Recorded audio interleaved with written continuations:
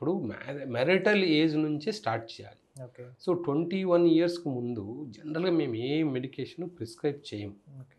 ఎందుకంటే వాళ్ళకి ఆ అవసరం లేదు.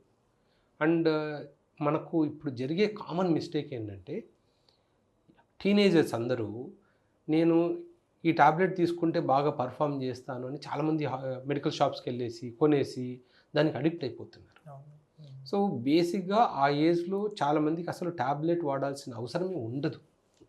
ఎందుకంటే హార్మోన్స్ చాలా బాగుంటాయి. సెక్షువల్ పొటెన్సీ అనేది పీక్ స్టేజ్‌లో ఉంటుంది టీనేజ్‌లో. ఓకే. సో అందుకే టీనేజర్స్ నేను నేను ఒకటే రోజు 4 సార్లు కలిసాను, 5 సార్లు కలిసాను అని అంటూ ఉంటారు. సో ఆ ఏజ్ గ్రూప్‌లో అంటే 21 ఇయర్స్ కన్నా తక్కువ ఏజ్ గ్రూప్‌లో అసలు మందులు వాడాల్సిన అవసరం లేదు. ఎవరైనా సరే ఎవరో స్నేహితులు చెప్పడం వల్ల తప్పుదారి బట్టి ఏదో మెడికల్ షాప్‌కెళ్ళి టాబ్లెట్స్ కొన్నారనుకోండి, వాళ్ళకి లైఫ్ అక్కడితో డిఫరెంట్ అయిపోతుంది. ఎందుకంటే అడిక్షన్ స్టార్ట్ అయిపోతుంది. ఓకే. కొద్ది రోజులు బానే ఉంటుంది. తర్వాత ఆ టాబ్లెట్ వేసుకుంటేనే నేను చేస్తాను అనే స్టేజ్‌కెళ్ళిపోతారు. సో, అందుకని జనరల్‌గా ఆ ఏజ్ వాళ్ళకు మనం చెప్పము. బట్ 21 ఇయర్స్ తర్వాత ఎవరైనా టాబ్లెట్స్ వాడొచ్చు.